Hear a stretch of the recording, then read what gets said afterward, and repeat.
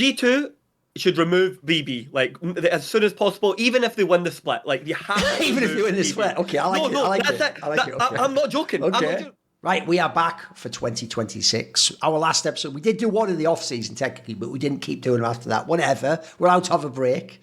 And obviously, I will point out, not that many hot takes were submitted by you fans. So if you want to submit a hot take, because we will be featuring some fan ones later on, then go to the Last Free Nation Discord, subscribe, and there's a channel, LOL-hot-takes. In America, you just say dash for that because you take my language and fucking abuse it. Just rename it to American. Every other country that declared independence and sovereignty just took the other language, I won't say names of certain regions, and just went, oh, it's now called this language. It's like 99% the same. So whatever, just anyway, you Americans, get out of this fucking channel. Anyway, let's talk. So here's the thing. What we have to do now, boys, is this. There's from on high, God Emperor Monty has intuited how the algorithm works on YouTube. And what he's told me is you can't build up into it and have the whole back and forth. What you're going to do is you've got to start with your hottest take, basically. That way people don't tune out or people don't see the headline and go, oh, what the hell? Lost your daughters. And then click it. But then the first 20 minutes are just it's anyway, T1 in 2015. They're like, so I want at the beginning, whoever thinks they have a really spicy take, I want to lead with it. So which volunteer will step forwards with the flamethrower? You need me? I've got. I mean, give me the hottest take you've got. Right. Okay. Yeah. Here. You ready for that? Okay. G2 should remove BB like as soon as possible, even if they win the split. Like you have to even if they win the split. Okay, I like it. I like it. Okay. I'm not joking. Okay. I'm not joking because I'm going to take G2. Okay. No, see, I've got you covered, right? Okay, I've got the backpack with me. Okay. Right? Okay. So, even if they win the split, right, and they're going to first stand, they should remove BB. Like they've got to get rid of BB, and the reason is is I get told all the time, right, that this team's aspiration is to do something internationally. Winning domestically isn't enough for this team, right? So that it's all about doing things internationally. Okay, well, we've got that premise, right? You are not going to do shit with BB when BB can't even be close to the best top laner in his own region, right? Let's go look at all the other great players in the world. Has Chovy slowed down? Has BDB slowed down? Has Knight slowed down? Have all these other, top regional contenders who are going to, carry their bag, Tarzan, you know what I mean? Have they all slowed down? Have they? Fuck me. The foot is down on that gas, right? And they are just the best players in their region, right now, right?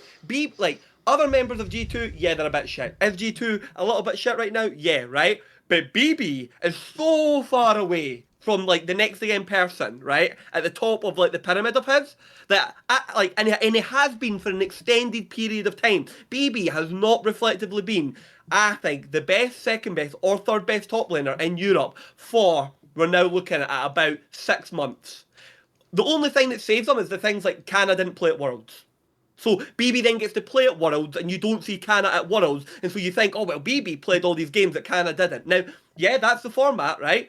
But BB isn't actually winning. Who are the big scalps that BB's going out there and taking? Who is the big, teams? His biggest one probably is, MSI, where they, ran it, and he was playing until Zeus. That's, his biggest scalp. A series he didn't fucking win. So what are we talking about here, right? Other part of this is, and this is the last bit, the actual best player on the team, which is Skewmond, for me, I think BB is actively making him worse by pulling Skewmond and trying to turn him into a play for lane player, where I think the team generally right now should just be playing around Skewmond. For me, it's Skewmond and Hansama, they're your fucking major carry threats. Well, a little bit of that caps, spice on top, you know what I mean, to make the chicken fiery, right? But BB just isn't it. Because here's the thing, if I base my whole game around BB, guess what? I don't even fucking win European League of Legends. You definitely brought the heat. What do you think, Zaboutine? I mean, I feel like there is so many parameters for which BB should not be dismissed. Because I feel like you're a BrokenBlade supporter, right? Am I right? What? You're a BrokenBlade supporter.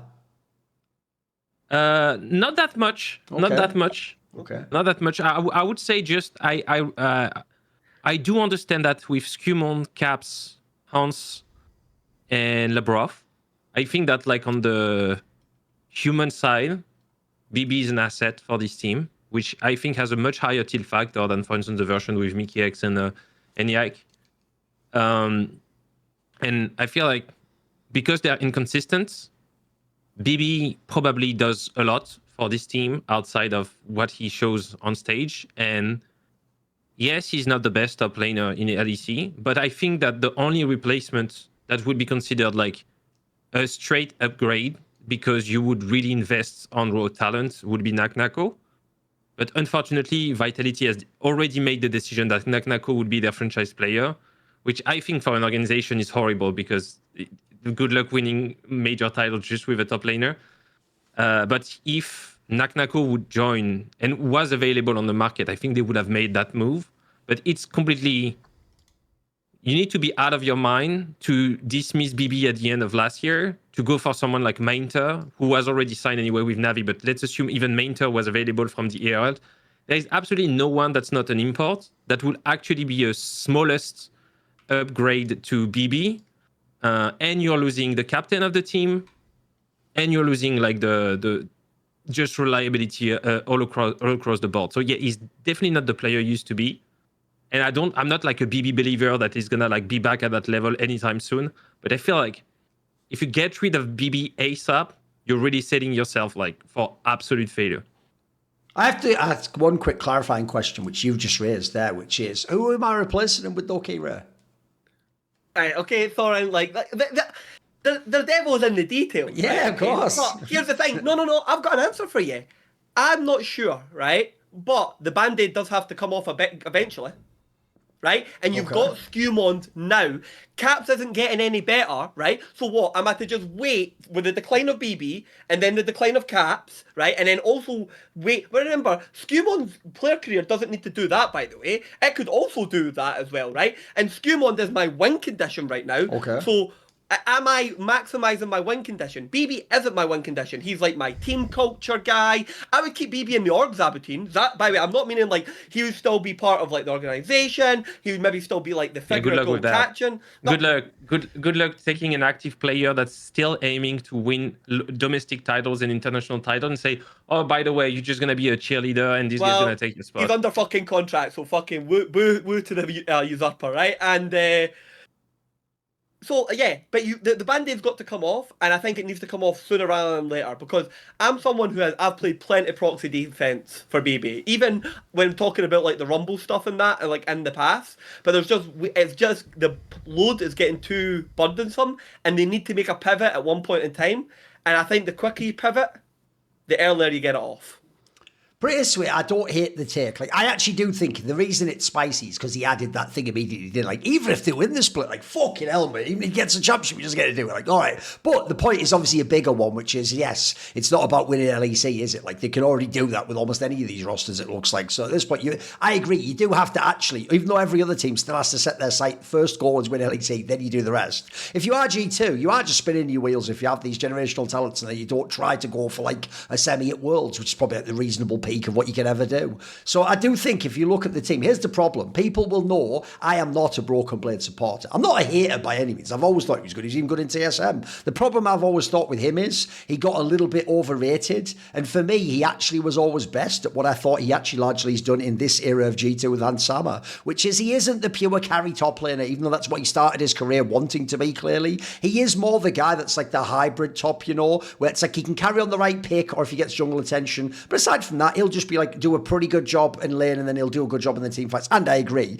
It certainly does seem, if you take out the game aspects and you go to intangibles, seems actually like one of the better teammates or one of the cooler people to have in a practice room, in a foxhole, as it were. You know, it seems like a pretty good person in that regard, which I will admit I and a lot of Western League of Legends do ignore sometimes. And we do just stack fucking paper rosters that, like, in Football Manager would be great, but have to actually play it in real life and have communication and discussions and things. And so hence why I have actually predicted a ludicrous amount of teams that were super teams to do really well that have come 10th in the LEC, because I just look at all the names and go, look at the names though, the names, and then they don't do it. So here's the problem though. I definitely agree. The problem is the decline. In fact, I'll even add in a reason you didn't give, which is, bruh, what is the one thing everyone hyped as to why he had that revival last year? That he had Alfari whispering in his ear like Grimmer Wormtongue of fucking top lane matchups, like, this, my lord, is how you will get the CR. It doesn't even have that anymore. You've already taken off the Alfari bandit. In fact, I can't even understand, by the way, why you didn't just sign him as a permanent coach and you've let him go to a fucking rival team who, by the way, checks notes, actually looks really good right now. Like, that looks like it's working like a motherfucker. What are we talking about? So right now, it does look like that. Put it this way, the best years of BrokenBlade in G2 were a few years ago. The bizarre thing is, his best domestic years probably were a few years ago. He had the odd split since then. And then he'd have some splits that were bad domestically. The joke is, he was really bad internationally to begin with, but he probably got a bit better and actually had his better domestic international player more recently. But the other issue as well, I'll just throw that out there, is actually it's not even just assumed you do win the splits now. Like, as you see in this split, as you saw for basically all the splits except summer, there have been plenty of times where people would have even favoured G2 not to even win the LEC split. So I know what you mean. Like, I'll build the case as well. Put it this way, he has been there way longer than people realise. This is going to be his 5th year in G2. Bro, how many people get 5 years in G2 and have never really been like a great international player? I would say he's been like a medium international player to occasionally above average. I don't know that he ever really had one whole tournament where he actually looked like amazing to me. Just had some times where he got it together, or sometimes he maybe impressed me more than I expected. But if I do think, like, first of all, I'll tell you the obvious sign of his decline, which is the second fucking Canna walked into the LEC. Like, there's never been a contrast for me. Like, this guy's just better. Like, he really is like the ridiculous stereotype of what a Korean top laner can do that you just don't get in the West for whatever reason. And then I just think if I tried to shadow box what could happen in an international tournament, I can't pick any bloody names for this guy to have a chance against. Like, if he is going against fucking Keen and Zeus and all those sorts of people, I mean, I already put it over to their side. Even the ones that people criticise in their regions, like the joke is, Perfect was nobody before Worlds. Fucking, what's it been right now, has been kind of trash. I'd still take these people to at least match up decently, if not just beat BrokenBlade outright. And then also, I'll just put it out there, I actually think you framed it well, which is, if I have to pick right now, the clear best player and the most important player in G2 is Skewmond. Like, his development and him being able to be like the jungler in the team, the path's already there. It is Inspired. You look at an Inspired team, you would never tell Inspired you're going to play to the same. Like, he'll figure that out, mate. He's the fucking bus driver, as it were. So I agree. If it's ever like taxing Skewmond as well, you're not unleashing him, I think you've made a mistake, because I'm sorry, Caps year on year looks slightly worse. And Sama is still very good, but I told you, I've always been torn as to whether he's truly like a generational player I feel like or not. He's not playing well this year. He hasn't had a good year I either. feel like Hansama is playing actually terrible. And then let's put this out there. The only reason Labrov was allowed to stay is because everyone else is supposed to be really good and it's all fixed. Like, there's supposed to be no issues. So you actually are all of a sudden, for a G2 roster, which on paper is supposed to have, potentially best player at every position. Bro, here's a hot take. This might be a split, even after the playoffs, where did they have anyone aside from the jungle was even the best at their position? I think it'll be debatable, which is that's kind of an alarming position. So I know what you mean. And I'll also throw out there, if anyone knows in Counter-Strike, there's a very similar position that a great team got to that it reminds me of, which is the team FaZe Clan in Counter-Strike was basically, for the last 4 or 5 years, had basically almost elite players at every position, and as a result they would always be in the mix to at least be a dark horse when the major came. But the problem is, because they knew it doesn't even matter what happens at the normal circuit, when we get to the big tournaments, we've got all these sick players and we've got the magic, we'll just come alive in the playoffs and we'll do it. Kassad, a guy who's on my Hot Take CS show, made a point that actually proved to be very prescient. He said that where they'd fucked up, by the way, he tracked it to a whole year before they actually dropped off. What he pointed out was, because some of the players had slightly degraded in the roster and you hadn't attempted upgrades, because he kept relying even more on the idea, they'll get it together at the big match, who cares, farmers, temporary, classes, permanent, all that jazz. What happened eventually is, because you hadn't made the small moves that could have gotten you immediately back to the top, eventually it's not one move that you need anymore. All of a sudden at the end, you need to make 2, maybe even 3 moves. And by the way, the worst part of that is sometimes those players are already in your rival team, so you're not getting them. And then I'll add this in there. When it's one move you have to make, what makes it genius is it's very likely that player will join your team because he knows it's one move from the top and winning everything. If you let it go, like Kira's saying, to next year, and let's say Caps is at his worst ever, which doesn't mean he'll be bad, probably still be a 3rd best mid laner in the LEC or something. Let's say BrokenBlade keeps falling off. Hansama, God forbid he ever has a bad fucking national run, etc. Suddenly you'll be on a team where the joke is,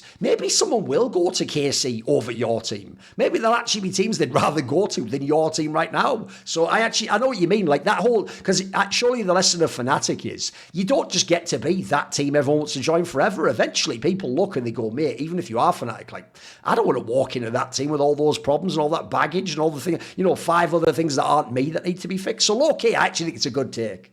It is spicy as fuck, though, especially because you put that ridiculous if he wins the split. So, like, the idea, even if he wins a trophy, Kira's just like, still kick him anyway. Yeah, no.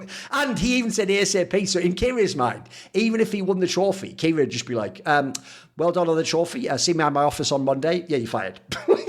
I love how I'm like, listen, low-key, you should be a GM just for the fucking drama it would cause, bro. You'd be the most hated GM of all time. And Zaboutine, I can't think of a replacement, but because I am Keir GMing right now, right? I'll give one caveat. There's only like one team BB can't go to because he would actually fix a lot of the problems, and that's Fnatic. That's the only team he doesn't count. Everyone else doesn't need BB, so they're not like you're not going to replace Merwin, you're not going to replace Kana, right? Fnatic, they've got some guy, right, with the cat in the top lane, right? You don't want BB to land on like Fnatic, and then the rest of it's Kushne. So like, I'll take him in shifters, and then I get you shitters, mate. They're not winning. It doesn't matter if BB goes to shitters, mate. He's not turning them into... The thing is, I free an import slot, so I can get you Kino. And you have to remember, the other teams are going to do this. This is where you're wrong, though, Keire. The other teams, I can tell you, I've seen this too many times in sports. They're going to do the thing where they're thinking, but I get him. He'll I'll resurrect his form. So they'll just think of all the times they lost to BrokenBlade. I'll tell you examples right now. GX, fucking MCoy. These teams will probably instantly side him, whether he's better than that. Of course, like, because they'll just think, I'm getting broken. The joke is, you're getting the broken part of BrokenBlade. But okay, like, what you wanted is a time machine and the guy from like 2023 or something, you lunatic. But I know what you mean. Okay. All right. Shall we do a fan take now? Because the fans bring the heat. So you know what? You can always rely on a fan to bring some straight fire heat. So listen to this. This is so mental, but let's go. Let's just go, boys. Right. So again, if you want to submit your take to be roasted to ever-living fuck, subscribe to Last Week Nation Discord. Put it in the channel there. So GSI says, listen carefully. I think GenG would have won 2 worlds with BDD as their mid laner the past 2 years. Listen, I'll just let that marinate for 1 second. So if they had BDD instead of Chovy, guys, GenG would have won worlds the last 2 years. Listen, he goes, I do have eyes, but even if you think Chovy is the best mid laner, I honestly think if BDD had resources like Chovy, he would have delivered. 2024 almost left Faker out of Worlds, and 2025 almost beat Faker at the finals, both Game 5. If he had GenG's cast, it would have been 2 trophies. Okay, right. Okay, gentlemen, come on. Do you want to go first, Zava? Yeah, I'd love to go first. I feel like, that the first part of the take is already like terrible because it's always if we change only one thing and one thing only, and we keep all the parameters exactly the same, then yeah, this fixes that. Knowing that there is no like any other dependency in between what happens, maybe they just don't make it to Worlds, or you never know what happens when you change a player. But that's just the first part of the take. Then I feel like there is this thing that's currently happening in the League of Legends fandom, which is there is kind of a generational gap where people have not seen anything from like the last 6-7 years of competition. They've tuned in like when T1 pretty much won Worlds, and they have these takes like BDD was always this player that was jailed in terrible teams, that was the best player, that never got good players around him, and just standing out, which is the storyline for his position in KT, but he's played back to 2017. So we've seen BDD for a very, very long time. And clearly, like, I've only seen one player picking a bunch of really bad teammates and take them to Worlds quarters. It's BDD and Chovy, right? BDD at H80. I think Chovy with H80 was way less served. I still think that, for instance, in KT, having people like Cuz is still like much better than what they had in H80. But overall, I feel like the idea that people build around BDD being that like super perfect player that would have carried every single situation is such a bias, like a recency bias towards last year, because he hasn't looked as good as last year for the last even previous 3 years. And I don't know why people want to bring BDD that high in the discussion when he hasn't been top 4 for pretty much 2023 and 2026. Like 2025, sorry. And I feel like the take is just completely dog shit. because it's just builds. It just builds out of like just 6 months of information. I do always like to remind people, because they talk about this HL roster a lot, that roster did have depth in it. Like, arguably top 3 ADC of all time, right? It is a carry job, right? But it's not a solo carry job, right? There is another, an ADC, you cannot compare an ADC and solo laners for me. Yeah, it's good. He was going to win your fights, but the rest of the team was absolutely... And just look up the other 3 names. Just look up the other 3 names. I know. Morgan, Weller, they're terrible. Right? Yeah, they're terrible. Yeah. But, so let me go. I'll shake hands on 50% of this take, actually, right, okay? I actually think, right, okay, at this Worlds, BDD, like, on GenG, would have actually won it. Like, as in, like, if you take BDD and you put them onto, like, GenG in 2025, I actually think at the World Championship, Chovy, here's the thing, Chovy didn't play bad, right? He played, like, 6, 7 out of 10, right? But BDD played like 9 out of 10, 10 out of 10. And if you put that in there with like Keen's performance and like some of Ruler's performances, I think that would have been enough. And you probably would have given, and here's the thing about players like Canyon. The longer, the same rules apply to like players like Canyon that are like applied to like Faker. Even when they're like bad, or like they're having like bad tournaments, the more games and the more series you give them, eventually they can start having like good games and good series. So like, it's that full thing of like, yeah, Canyon was bad in the semi-finals, and Duro was maybe bad as well, right? Okay, but maybe if like BDD's a little bit better in the semis, okay, and he gets them to the finals, that's where Canyon and Duro, like, you know, the level comes up and you get that like one niddly game out of Canyon or something like that. Like, I do think he would have probably made a difference at this. 2014 is fucking crazy, by the way. Bro, Chovy was playing some like psycho insane shit level in 2014. It took Lehen's dying 20 times or something in 2 games for him to like lose the championship, and 3 people to go melee mode into a Skarner ult and insta-kill themselves. Like, he's literally playing out his fucking skin. Like, the Tristana team fight that he wins when he's down like 8,000 gold and he's like dodging like all the skill shots. He's literally like Neo for the Matrix, and he gets hit with 1 bullet and dies, and it's like, bro, he's unbelievable. And there's like, and actually, remember, Lehens is supposed to be like at least a decent player, and there's someone who's like a top Korean pro is actively inting, like running it down live on stage. And remember, the comparative role on the other end is Keria playing Pike, like insta-killing your carries. Like, bro, it was fucking mental. It was some like fucking Atlas Shrug shit. Like, fucking, it was it was utterly disgusting. BDD was not doing that. BDD did not have... In 2014, BDD was not that... He was good. What people get wrong about that thing is, when BDD almost stopped them from qualifying, the part that people put the cart before the horse, right? Because they forget that that was the bad version of like T1, and that T1 ramped up on the patch, and that the patch to go to Worlds was not the same as the patch played at Worlds. And I'm not one of those guys that's like T1 is a really patch like dependent like team. They have got like some depth, but like the patch does like make like some like bring some of the efficacy of like the team around. So there's a little bit of that take that's like truth, but it is just fucking mental. And here's the other part.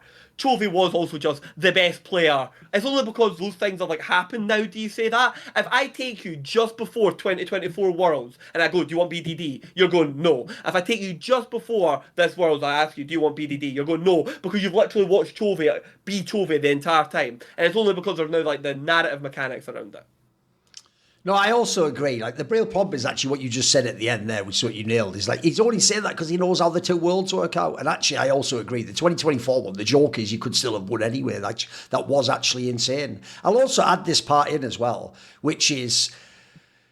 One thing that I think is being missed here is, first of all, if I look at those 2 worlds, assuming I'm having the same rosters but BDDs instead of Chovy, right? I'll just go on the rosters, then I'll do the Chovy part. So on the rosters, if you remember, when they had Piers in 2024, actually I thought Worlds was where he kind of had his problems. He wasn't as good at that point. Then if I go to this year, I thought Ruler was dog shit at this Worlds. He had a lot of fucking problems. It's just everyone was focused. The whole thing was win or lose, it was going to be Chovy is better than Faker. So as a result, no one was looking at Ruler. Like, everyone was distracted by the magician position doing something with his left hand while it was the right hand fucking hinting the whole time. Like, that's the problem. Then I'll also put this out there. First of all, I get it. It's a hot take show. So you had to make it a hot take by making it GenG. The non-hot take, which is the same take, is if he'd have been in Hand Well Life, they'd have won. Now, that's a fucking fire take. It's just not a hot take. I think a lot of people would probably agree, right? That would be a straight fire one. Then I'll throw this out there. At least in 2024, you had Lehens, who admittedly didn't. In 2025, this is where you've missed an element of team building. One of the things that made GenG insane last year when they had an impossible run in LCK is actually it's Chovy that became the shot caller of the team.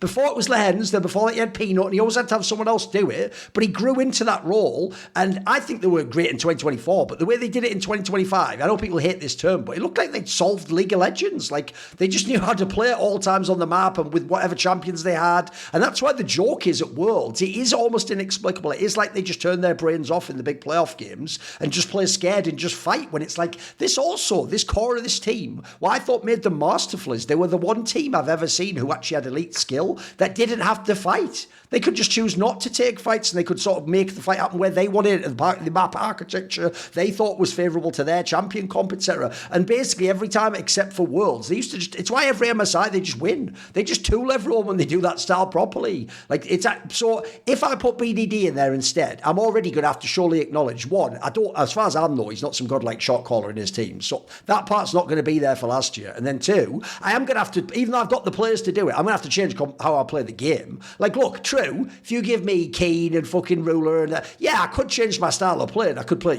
just straight up team fight style or something. But already I'm changing a lot more than just the mid laner. And then I definitely agree, Zaboutine nailed it. The real problem here is this. Yes, one of the reasons I went crazy over BDD last year is because I used to be a hater. I used to be someone in the earlier days who was like, listen, bro, if no one remembers the very beginning of his career, it was just him plus an aggressive jungler. The aggressive jungler would play Lee Sin, and he would just play Azir and just follow everything up and do all the damage because he was the fucking Azir. So I used to say it's like he broke the fucking player of the game mechanic in LCK, and so he used to get to win MVP of the splits. It was just most player of the games, even when you had people like Chovy and Showmaker and just goated mid laners doing the most insane shit in front of your eyes. They couldn't be the MVP because on their team, Liguri would carry a game, but every game that GenG won, it would just be instantly be fucking BDD because it just made it look like because he's in the team fight with the Azir in it. So, and then also, you're forgetting the years after that, bro. You're forgetting the Nong Shim era and the bad KT and the ones where he was right down in the dumps. It looked like his career was done so. So yeah, he came back now. And also, aren't we doing that thing? This is the last thing I'll say.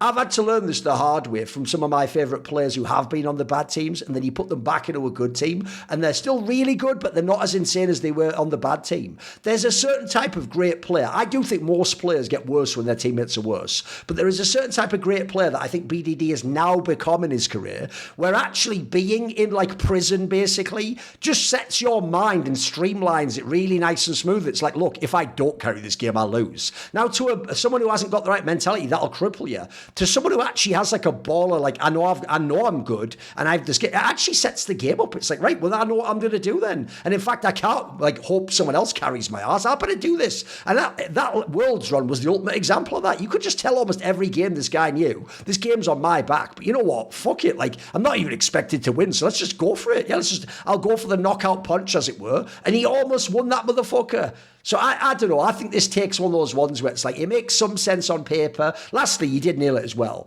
The player of the year, those 2 years, was Chovy. He was like the defining player of like League of Legends. You could even argue like people like copied so many things from how he played the game. So also the other problem with this take is this. There's one part he hasn't thought through. Did Chovy just get deleted from existence in this take? Because doesn't he just go to another team?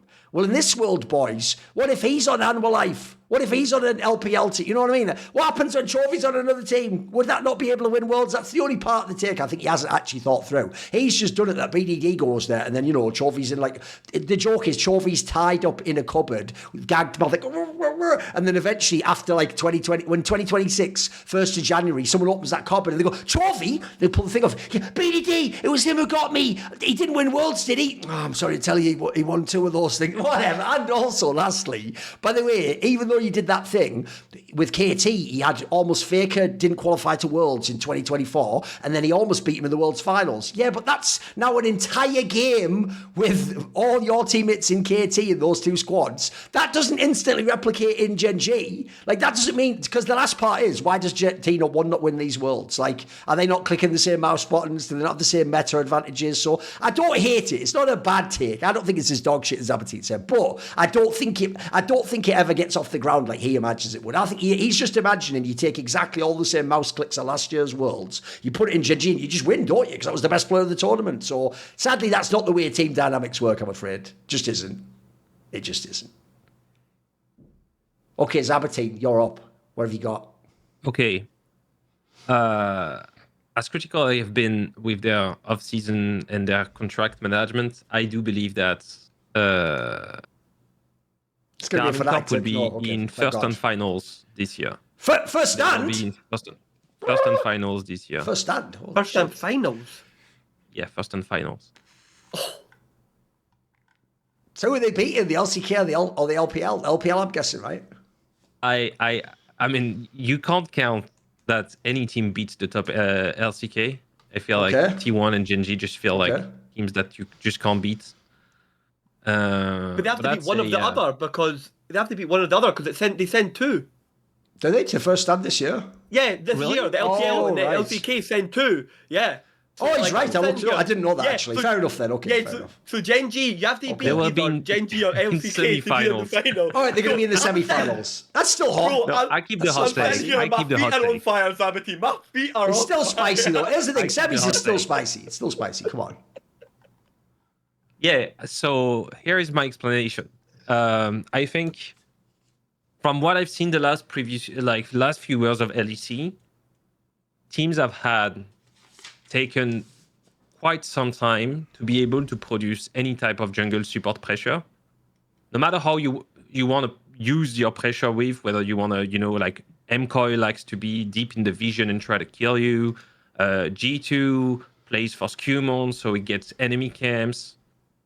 What I've seen in the last 2 days, and even in the first days of how Karmine Corp plays in the LEC, they have been able to showcase all of their competitors' style, best style, executed on par, if not better, while having more consistent laners.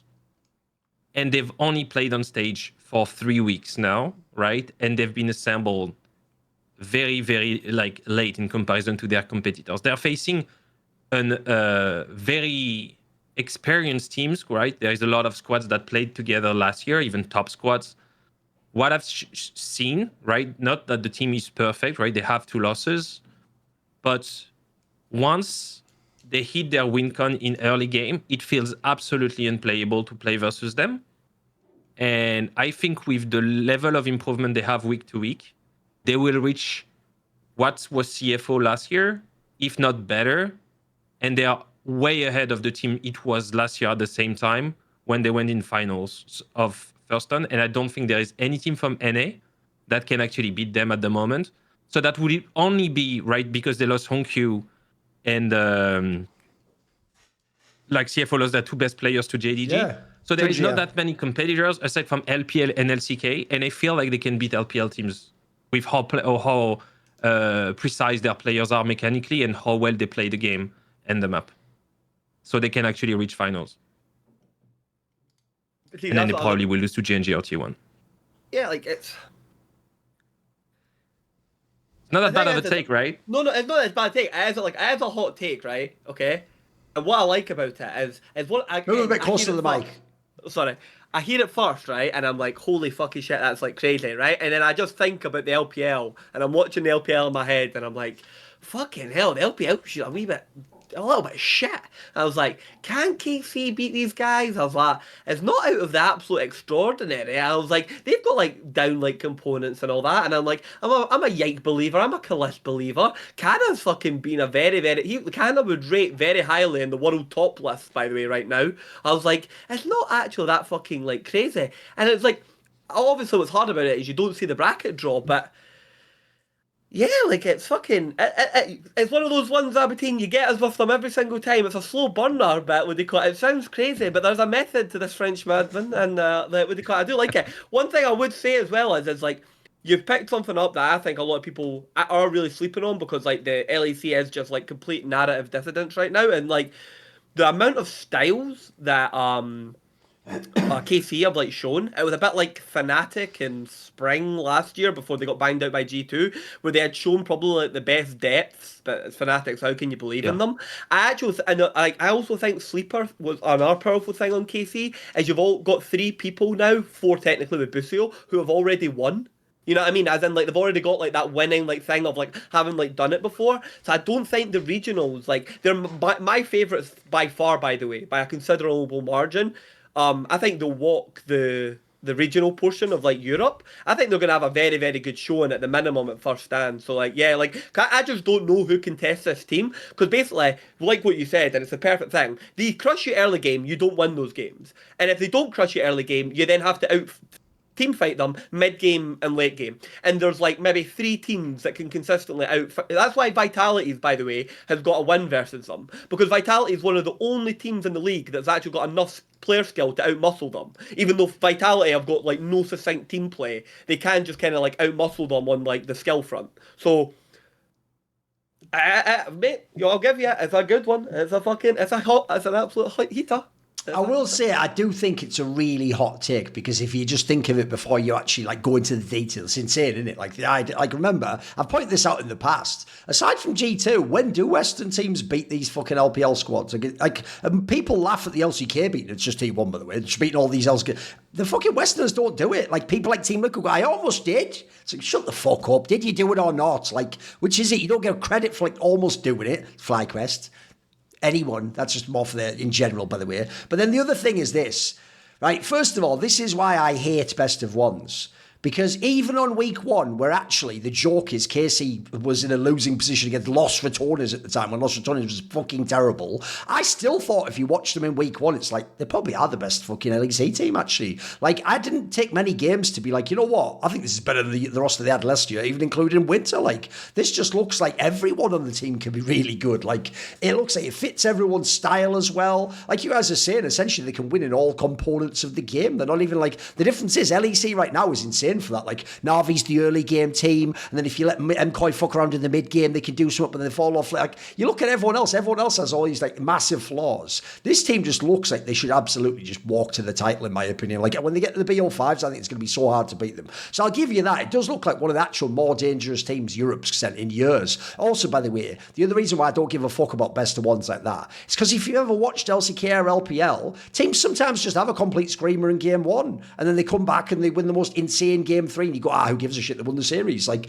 you can't have that here. You just get these matches where it's like, here's the best of 1. Oh, you lost that one fucking Herald fight. That's you back down in the game. Oh, you've got the Baron died because someone like didn't buffer a fucking jungle combo properly. Like just shit like that decides the whole game. And lastly, I'll just throw this out there. Here's the other part people aren't thinking about. Best of 1 by definition can't be Fearless, can it? It can't be, because Fearless only activates when you've had at least 1 game. So this is just fucking old League of Legends. It's also the dumbest shit of all time, because Europe is the only region that's just like, we'll just wait till like the deep in the playoffs to play some bit of Fearless. Shut the fuck up. Like, you've just ruined the region again. Like, that could even be a hot take. Riot is intentionally suppressing Europe because their Riot Global's really NA, and they're just jealous that we're fucking shining. Just get the fuck out. Let us shine, you jealous bastards. Anyway, with that said, the problem is I can't go as far as you two did. You two absolutely went off on a cloud to fucking cloud cuckoo land when you actually started.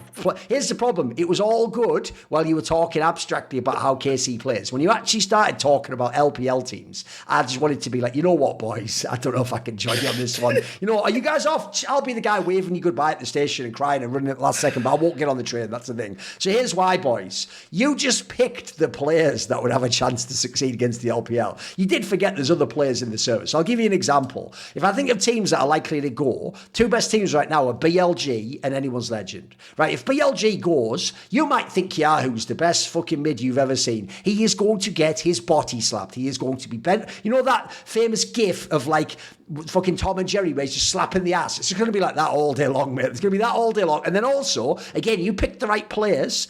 Like your beloved Canner, he'd be able to do a lot of work against LPL tops. You know what? I think he could even give it to Flandre. Problem is, Yike's going to get actually shit down his throat by Tarzan, by the way. I hope we are aware of that. Like, you're not even going to be worrying about top lane, mate. That's not going to be decided this game. So you guys have been way too generous. Look, you have to for a hot take. I get it. That's what makes it a hot take. But you're just so generous in giving the LEC team a chance against the LPL. It's nuts. The difference is, Thorin, me and Zaboutine will be on stage with the guys getting our silver medals for coming second. Do you know what I mean? Like we're gonna, you know, all the alliances. Like, here's the thing: Zaboutine would get a medal. He's even part French. You wouldn't even get one. You'd be like Chewbacca at the end of A New Hope. You wouldn't even get the medal. They treat you like an animal, and you just be stood there like, I was here. You wouldn't even get the medal. So. So it is. Right, I have a question for my hot take. It goes like this. And if the answer's the wrong way, I'll just figure out a different one. Don't worry. Right, here. What year did you actually start following League of Legends, Zaboutine? 2009. Oh wow! Right, the whole time, perfect. Then I can do it because I'm gonna go really deep back into the annals of history, as they say. And it's one that was a classic hater take that used to be on Reddit. But the more and more I thought about it, and the more distance I've got from watching this player, I'm sorry, I actually believe it. So are you ready?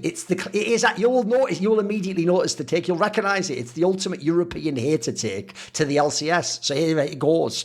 Right, we all acknowledge, including me, that the GOAT of the LCS. Only the LCS is actually not doublelift. It's Bjergsen, isn't it? Because if you ever watch Bjergsen in the LCS, it was like a man playing with boys. He used to just fucking carry every playoff series. Was the joke. No matter what, even when he was broken, mate, he would just find a way to like play a zillion or some bullshit pick, or he'd play like pressure vacuum. The problem always went like this for me. When he went internationally, I never saw that player. Like that player just barely ever appeared at Worlds, MSI. And one of the problems was, for most of his career in TSM, he was actually supposed to be the shot caller. So I've always said, why did he never get blamed for that? That just means by the way, I'm not even sure there was much shot calling in LCS. He used to just go and fight at mid like an NA ram was the joke. And then he used to just team fight well. Like, what shot calling was he doing? So here's the take, and it's the classic Reddit take.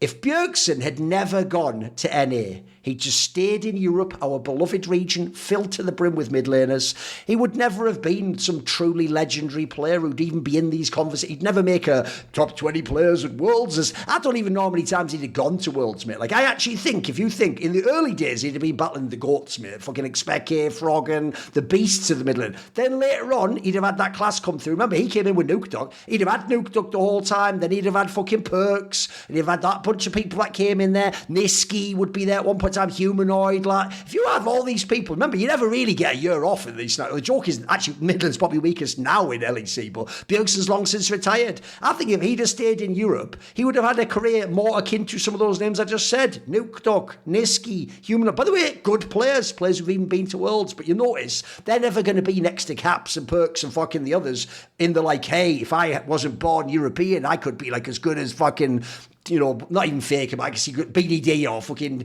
Zika or some shit like that. I don't think he would have done it, mate. And he did have flaws. Like, the joke was, he also stole so many matches in NA because they would just, we always just used to joke on some of the insight. They were like mind controlled by TSM in the playoffs. Like, I've never seen a whole region keep losing to one shit champion Zillion that isn't even a mid lane pick at the time. Like, the joke is only BDD played that as a joke sometimes. Like, that wasn't even a pick. The joke was, it was like a low level solo queue game when, like, you know, someone's never played against support Brand and you go, oh, fuck, it's over already. Like, if you don't know how to play against that, you instantly lose. Like, if you don't know what his abilities are, you're just going to get wrecked under the tower. Like, it was like that. They used to just turn their brains off and just lose to this champion. The joke is he tried using it one time Worlds. That was the one that went 0-6. Like, he never could have done anything. So I know it sounds like a hater take, because I do think within NA he was great. And I do think his potential was there. Just never, for me, it never properly developed. So I'm going to be a hater and say if he was in EU, he'd just be a good player.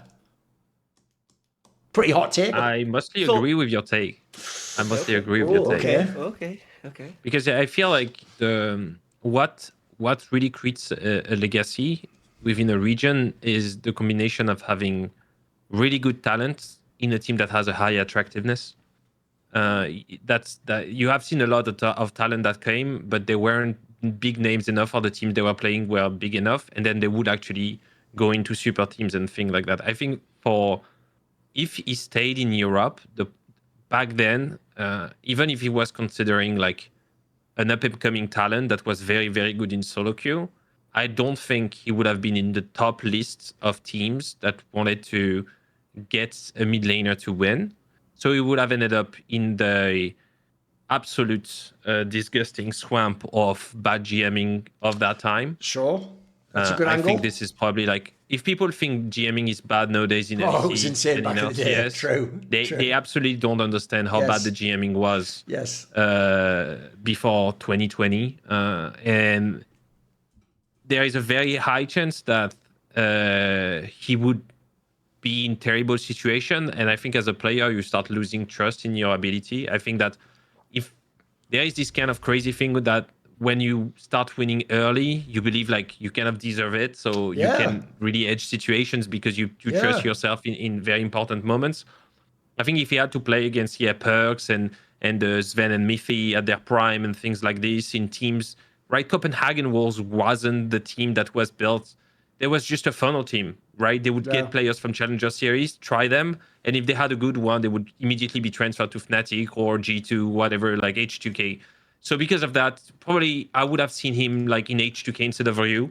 Like that would have been the best. Odo Amne, Jankos, Bjergsen, and then like a good bot lane or even like imports from Keria during 2015 to 2020. But during that time, you wouldn't have won anything. Basically, the players that were available in Fnatic and G2 were just better. And I don't think Bjergsen would have been able to just carry. Maybe the mind control would have happened in Europe, but I'm on your side. I think he wouldn't have been able to win these series, and he would have been like a top 3 mid laner of Europe instead of the GOAT of NA. So here's the thing. The problem is too much of Bjergsen as like the player we know him was defined by like NA. But I do think skill-wise, he is in like the humanoid, like Larson, what do you call it? Like grouping, like that area of like player. Like even though they've not got as many titles, they're not 1-to-1. Like, so let's not pretend that they are, right? Okay. The only thing that he has over those players is he somewhat joins the Caps grouping for one condition. In 2016, and I've watched it a lot. Like I think I've watched both like 2016 summer. That summer period, the most of almost any period of League of Legends, he genuinely was either the third or second best mid laner in the world. Like, behind it would go in Faker, Rookie, and then Bjergsen was the third. That's a fucking hot take. He's done it himself. He's made it more. He's made a bigger hot take than anyone on the show. Fucking hell, I know. Third in the world. Mid laner, yeah, it was. He was better than Crown across like the summer to like. What? Crown was what? Pink Crown Victor Crown? Holy at Worlds. Yeah, by the way. Oh right, at Worlds only. Evacuate me. I can't. Because I'm rage baited. Well, mate, Zaboutine, why did fucking Crown get his shit smashed in by shitty Bjergsen? Bro, he literally gets solo killed twice by an NA player that's so shit. But the only game they lost to non-SKT was TSM. Bjergsen fucking picks Syndra, he tries to play Varus, and he's like literally just getting blasted across the fucking rift. He literally, bro, it's like one of the biggest like lane deaths you've ever seen at a watched the replays of Syndra on 2016 with a friend as a joke. Bro, the 2017 Syndra is a meme. It's just you just lend 2 Qs and game's over, you get solo killed. It's not his fault. You tell the OP stuff, identifying the OP stuff. By the way, Crown can pick it as well. He knew how to lock in Victor, but not Syndra. Not his fault. Anyway, that's the only distinction I'll give him. Here's the thing. It was for a very short period of time, okay? It isn't as big as Perks and Capses. Perks and Capses, and the competition back then was a lot bigger. As in, like, Perks and Capses are competing for those slots with much higher elite-like laners. But that's the only thing I would say in Bjergsen's defense. Like, Bjergsen did have a period in that 2017 summer into Worlds where he genuinely was like outrageously good, by the way. Like, by the way, I actually think, here's the other thing, like Jensen would rate like very highly as well. Like, I think Jensen would rate I've not spitballed Jensen's as well. Jensen would maybe be like 7th or 6th, by the way. Like, bro, they were both. Mate, Perks himself thinks this. Perks literally says, 2016 Perks literally says, it's on Thorin show with Loco, he says he couldn't lane against Bjergsen at World Scrims, right? And he never got a blue buff. Sven Skeren and Bjergsen took every blue buff from, it's on Listen Loco, every blue buff from him. That's how they could not, he genuinely didn't know what to do. He says it was the worst. He thought, it was like a line he says. It was like they thought they were only going to lose like to the Korean teams, and then TSM were beating them, and it was so demoralising. Mithy was getting tilted. You know like, the scene in like a police procedural where they're digging up at a cold case of like an old murder from 30 years ago, Zaboutine, and the detective who, you know, should just let it go, like the case is years in the past, but he's in the library with the microfilm and he's like looking through old newspaper there. He's watching my fucking show. I was even on these shows. I don't remember this shit. Like, why is he looking up old shows and quotes from 2016? I know it's madness in it. Bro, it's madness. For context, I just want the audience, for the ones who didn't watch, right? Like, Keire is just like bringing him as a like top 2, top 3. I just want to give some names that were already playing back then, right? Like Pound. There was Daddy, there was Rookie, there was BDD, there was Crown, there was Xiaohu probably. Easy Hoon, Xiaohu, Prime Xiaohu, that was like insane. Prime Maple, like we're talking about the prime era of these players that were actually winning lane against Faker sometimes and stuff. When sometimes I haven't said, but if you look at 2014, right? 2014 sister teams and stuff like this. 2016 is prime of Faker, right? 2016, 2017, I agree with you. He was like the best player by far. But I just want, like, if you take Bjergsen from an A and you just put him like there and you're like, he's top 3, that's your take, man. It's the way he's hijacked my whole take.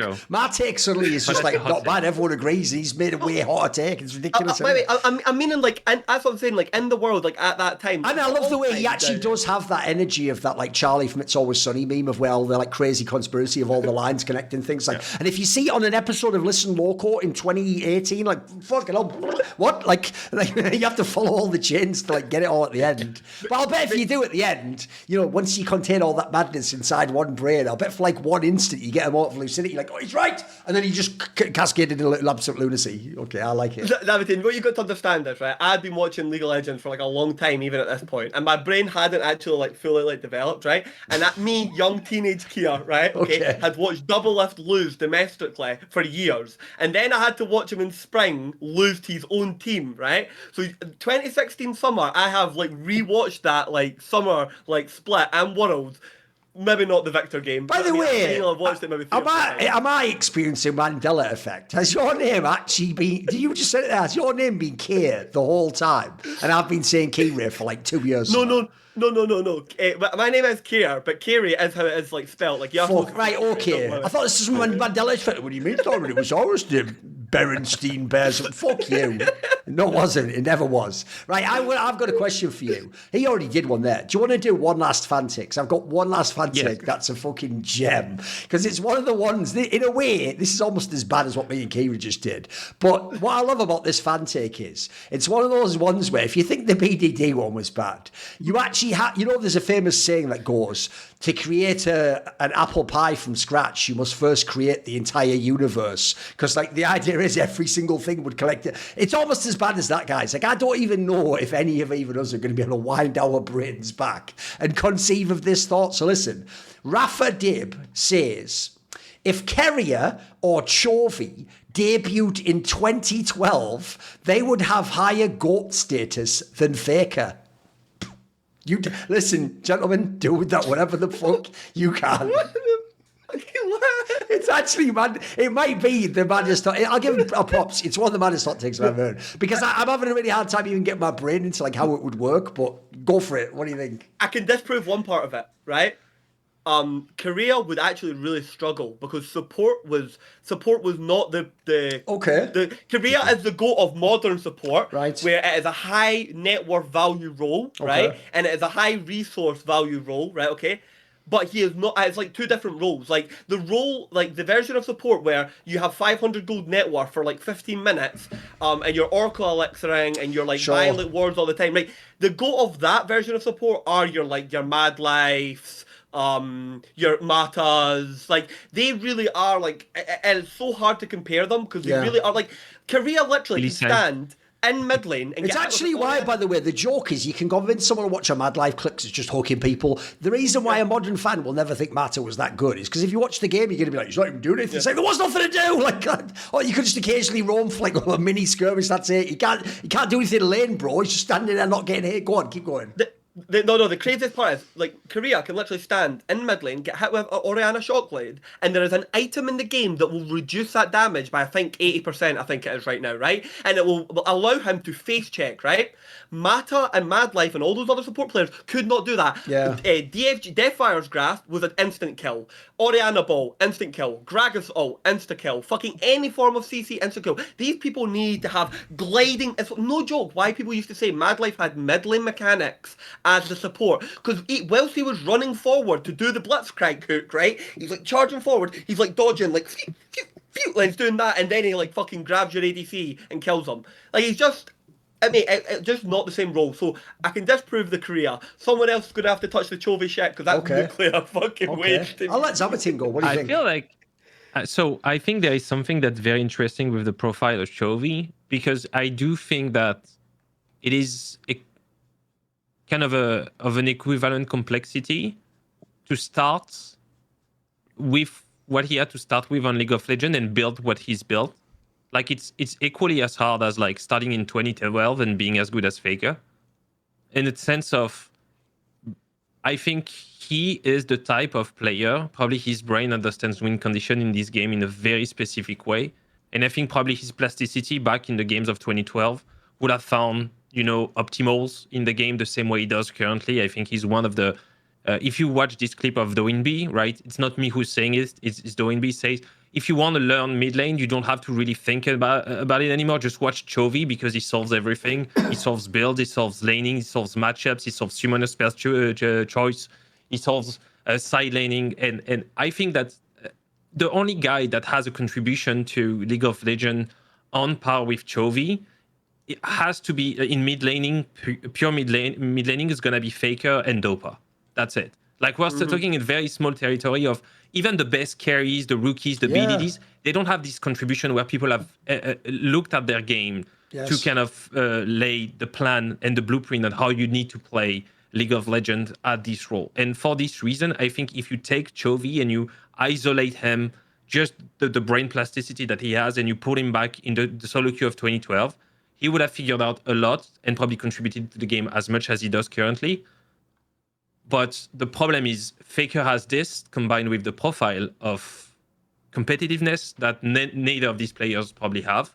And he's such a unique competitor, on top of being that legend of the game in itself. I think this pairing is so unique in esports all across the board that I don't think anyone would have competed with Faker at any point in history where he played. Put it this way, I actually think we've divided it well, because you have to take these two separately, don't you? It can't be an overall thing. So the Keria one, I agree. I actually think that is the least plausible and the hardest to envision, because I even agree. First of all, Keria played in the era when support had been given fuck tons of gold items. Like, they can even just leave the lane all the time. Like, that wasn't even a thing back then. The reason why Dom literally wakes up with fucking PTSD sweats of the time Edward roamed in a fucking IM final is because no one played 1v2 bot lane back then. That didn't exist. So the idea that the jungle would be flashing onto him, the fucking support would flash onto him at level 1 in his jungle, is like, you wouldn't even, in a solo queue game, you'd fucking end that game, mate. That'd be like trolling. Like, you'd be like, what is even going on here? Like, do you have the fog of war wall hack or something like that? There's no way anyone would do that. So, first of all, it was such a different game, and I actually agree. I think the reason why, put it this way, the reason why I think actually Keria was the most important player outside of shot calling to this T1 dynasty over Faker is because I actually think Keria's like what you could almost term a fucking support carry. Like, it's unbelievable what he does from that position. And not only can he play at the meta champions, but you think about the champions he is actually a goat on, like Pyke, like Bard. By the way, these are all champions that they weren't even a glimmer in a designer's eye in 2012. Like, back then, you are literally playing shit like your best champion, by the way, before Thresh comes, is you have to do blitzcrank, and if you can't land those hooks, you are doing nothing with that champion. It's not solo queue. You're not running up and punching him in the air. Like, that's like some bronze shit, mate. Like, in a real pro game, it's really hard to make that champion work. Then also, you're playing just shit like Lulu, Janna, Sona. Good luck fucking dominating the game with those champions. Like, it's nigh on impossible. It's actually so hard. Like, if people don't know, Mad Life had the hooks when he had the hook champions. The rest of the game was just vision. He just had the best vision control of any player in the world. Like, so unfortunately, I actually think I agree with this. Even though I think Keria is one of the best players to ever play League, I just don't know that you'd actually enable what makes him mega in the game. Like, I would give an analogy to someone. I I maybe can't do as good a pick here for this, but all right, I'll give you one. If you take someone like, you know how he did win the fucking Ballon d'Or in football. You know, Rodri got that Ballon d'Or, which I still think is like, really, bruh, I don't know about that. When he won that Ballon d'Or, well, if you take him and put him in the era of football before the Pep Guardiola tiki-taka bullshit, he would just be a normal player. He'd just be a normal, like, fucking defensive midfielder who'd be good. He wouldn't be, oh my God, he's the reason you're winning all the game. Because no one played that way back then. Back then, people played like open, beautiful fucking football where to be a great midfielder, you had to do things like fire 30-yard shots in the top corner and fucking go around 4 people and mad shit like that, you know, and get tackled. All the shit that you never even do in the game now. So it'd be comparable to that. The Chovy one, though, I'll tell you what, he has low-key cooked on this one. And I'll tell you the reason why I think that. Because one, like Zaboutine says, if anything, it was actually harder for Chovy to start when he did. Come from nothing. Remember, he wasn't even on he was on a team of fellow rookies at the time and sort of grind his way up to being as good. I'll tell you the most obvious reason why I think Chovy would cook in 2012. Because why do you think I actually eventually embraced Chovy? Think of the profile of the players Thorin likes in mid laner. It just is Korean Froggen for the first 3 years of his career. Think about it. Like, all he would have done, like Froggen did, but back when you could, by the way, scale to 1 billion%, you could be behind in the game because there was no win conditions. There wasn't the Fisher price, you knock down the Baron, it wins the game. Baron gave like a buff and then Dragons gave gold, guys. There was no fucking Infernal Drake, etc. So back then, if you were Froggen, because you were the GOAT farmer, you could just sit and farm all day long. And as Froggen once explained to me, and he was right for like 3 or 4 years, he just explained, why would I go for a fucking risky kill when literally like 15 minions is a kill? Like, every time I get 15 minions over this guy by being better at farming, that's a free kill with 0 risk involved. I don't even have to go forwards and get ganked. Like, and I remember thinking like, shit, he's actually right. Like, actually no one else has really thought that part through because everyone else is playing like it's solo queue and just trying to dominate the game. And then also, it wasn't, if you think about Froggen's game, it wasn't for like 3 or 4 years that his main flaw came up, which is that he did just stay mid lane and farm. A bit like Chovy did, by the way, if you go back to like DRX. The joke is, I think LS said in DRX that Chovy was someone who played like he had no comms and he just sat mid lane and he never went to the side lane and he never would join a teammate. And he was just like, get in the CS, play for yourself. Like, he just did whatever he wanted. So I will say, if you could just play back then and just sit in lane and farm minions, he would have a lot of fucking success. He would be a wildly successful player. Look, I don't know that he'd ever be like, obviously the problem is, what this guy's also missing is, Faker came along in 2013 and you are forgetting how good early Faker was. Like, Faker just made all those assassin champions look like the most broken shit to ever. I mean, I agree with Monty. I think Faker is the only reason thing like Deathfire Grasp were removed from the game. I do think that like Faker already had like the playmaking and like the crazy vision and mechanics, and then he just made these like these like fucking mid lane items too OP. It's why back then, if your mid laner was that sick with those items, you just win the game, mate. Like, like all my favorite tops in ADCs, I can tell you it was a nightmare back then. So I actually think the Chovy one's not bad. The Keria one, I think that's just, it's too much of an alternate reality for that to work for me. Yeah, that is like one of those like crazy ones. Just at a round point, one of my friends pointed it out to me recently, and he was like, Faker was so good on assassins, he removed Ahri from competitive pro play for 10 years. As in, there's a 10-year gap between Ahri being played in Season 3 to being reworked and reintroduced. That's how like hard they had to nerf the champion. Oh, by the way, Faker, like, that's another reason why Chovy would be good, because Chovy's a mega Ahri. Ahri back then was broken as fuck. What are you even talking about? Remember, everyone remembers the play he made on OMG under that tower. Like, he was broken as fuck, bro. Like, so he would also smurf on Ahri as well. Lastly, I'll tell you the one thing I will say about Keria. The reason why the take doesn't work is, you might even be right, but it'd be such a different game, because I actually think back then Keria would never even play spot. He probably would play mid. Like, why, if you had Mechanic Si-Hassen, why the fuck would you play as a ward bot? You wouldn't, mate. Like, you'd just play the mid lane or something, wouldn't you? Or top lane or something. So, okay. Right. That'll be it for this week. Obviously, submit your hot take if you would like to appear on the next episode. You can also watch this as a video on Spotify if you subscribe there. If you do, please leave a review. It actually does help us. Shout out to everyone who does that. We'll see you on the next episode of Hot Take Point Made.